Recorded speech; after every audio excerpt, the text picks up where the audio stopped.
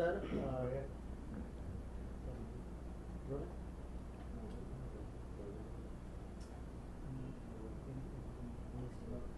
बस बोले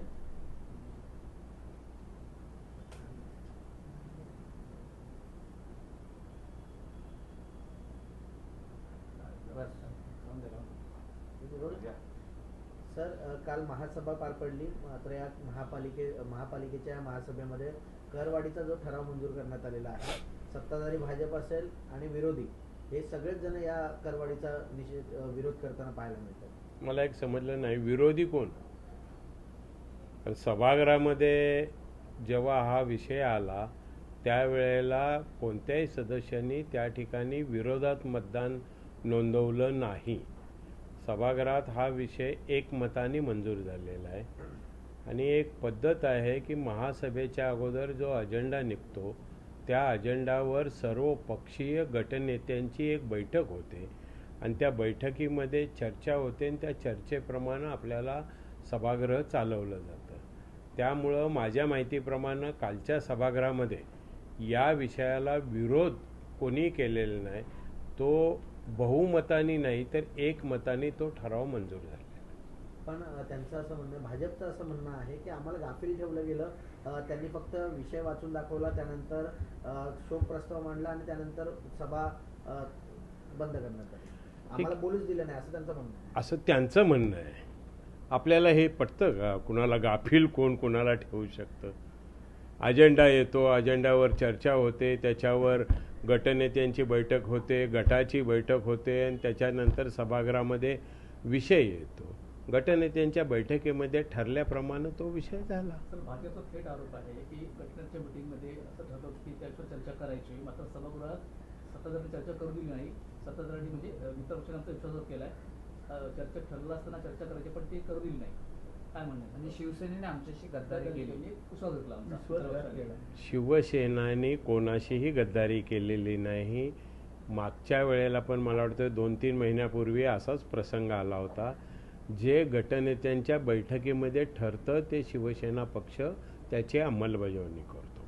आता त्याला जर तुम्ही गद्दारी म्हणत असाल तर नाही त्याबद्दल काय बोलू शकत, परंतु गटनेत्यांच्या बैठकीमध्ये ठरल्याप्रमाणेच त्या ठिकाणी सभागृहामध्ये विषय येतात आणि ते मंजूर केले जातात. त्यांचा तोच मुद्दा आहे की चर्चा करायचं ठरलं असताना मीटिंगमध्ये चर्चा आम्हाला करू दिली नाही. चर्चा केली, आमच्या राम रेपाळेंनी चर्चा केली, त्याच्यावर कोणी उठलंच नाही, चर्चाच नाही केली. राम रेपाळे स्वतः बोलले त्या विषयावर. भाजपच्या नगरसेवकांना बोलूच दिलं गेलं नाही असं त्यांचं म्हणणं आहे. बोललं तर बोलू दिलं नाही का? सभागृहामध्ये तर सगळेच विषय बोलत होते, ते बोललं नाही असं कधीच नाही होत. सभागृहात बोलू देत नाही, आमचा आवाज दाबला जातोय. महासभेत असाच प्रकार घडलेला आहे असं देखील त्यांचा आक्षेप आहे.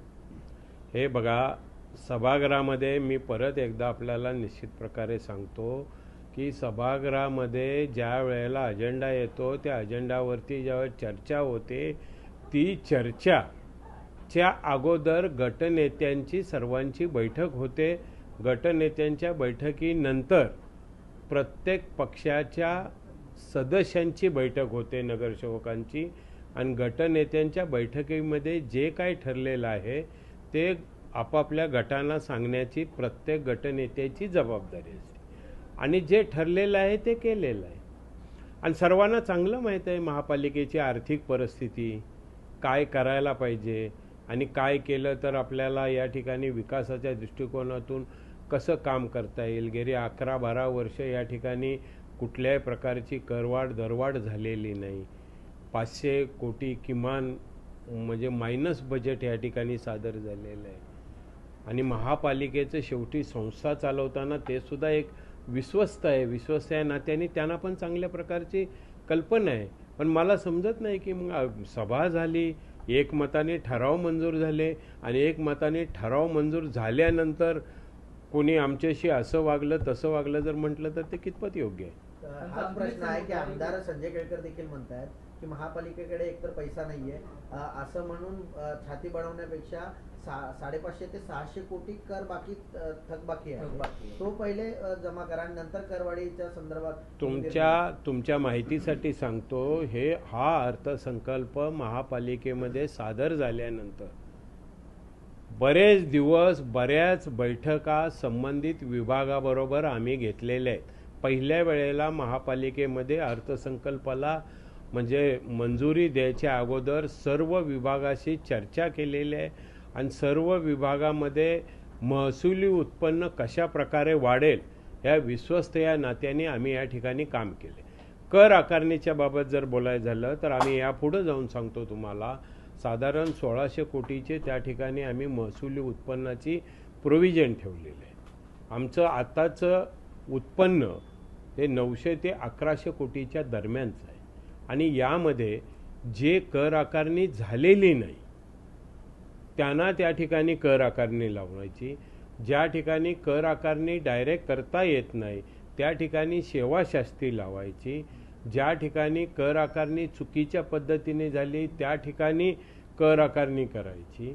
बऱ्याच ठिकाणी अशा प्रकारे झालेलं आहे की ज्याचा वापर म्हणजे रेसिडेन्स कर आकारणी झाली असताना त्याचा वापर कमर्शियल असेल तर त्या ठिकाणची दुरुस्ती करायची.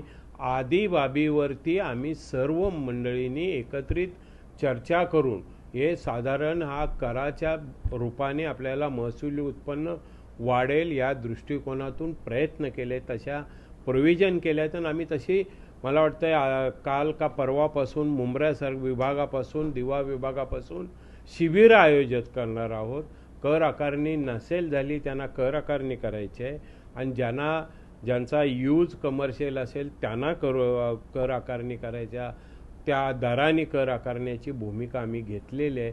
प्रत्येक विभागामध्ये प्रत्येक विभागाने जर काम केलं आणि आपलं महसुली उत्पन्न वाढवलं तरच महापालिकेची आर्थिक परिस्थिती ही सुधारणार आहे.